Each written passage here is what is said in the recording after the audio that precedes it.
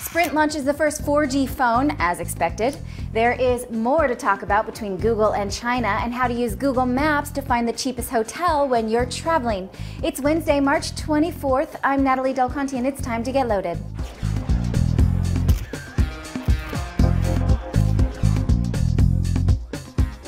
As expected, Sprint launched the first 4G phone at the CTIA Wireless show in Las Vegas. It's called the Sprint Evo, and our own Kent German got his hands on it. Take a look.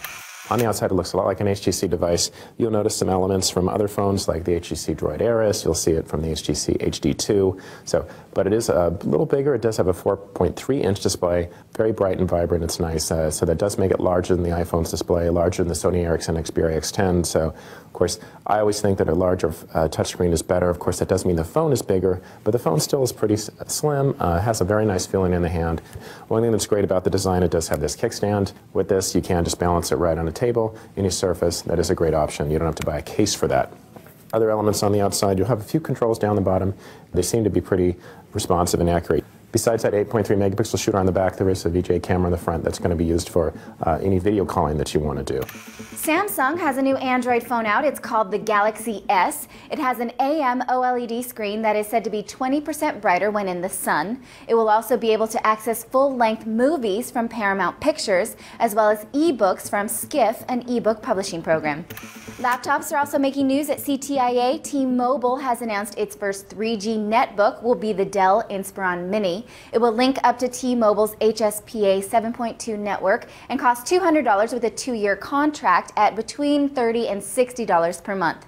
Dell also announced that the Inspiron will be WiMAX enabled when the new line ships on April 1st. They didn't give details about the carrier or the pricing plan, but we know that it's not T-Mobile since they don't really have a WiMAX network. China seems to have blocked Google from mainland computers in response to Google removing filtered search results. On Monday, Google redirected Chinese users to their Hong Kong site where search results are not filtered. Soon after, Chinese users reported that they could not get to Google content because government computers had either disabled searches or blocked links to certain results. This was not all Chinese users, just some of them. Further, China's biggest mobile company, China Mobile, is expected to cancel a deal that uses Google as the default search engine on their phones. This is just one of many partnerships that Google is said to be phasing out in China. Stay tuned for more updates, but this is going to get worse before it gets better.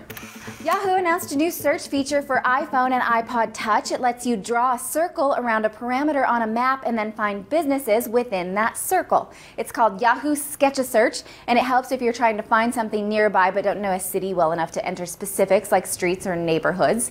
It only works for restaurants for now, but categories will expand. When you want to clear the circle, you just shake the phone. You can now compare hotel prices on Google Maps. Google has added the ability to enter the dates you want to stay in a given city and see real prices on select listings. If you click the price, you'll see a list of advertisers who have provided information on that hotel, indicated with a sponsored text sign.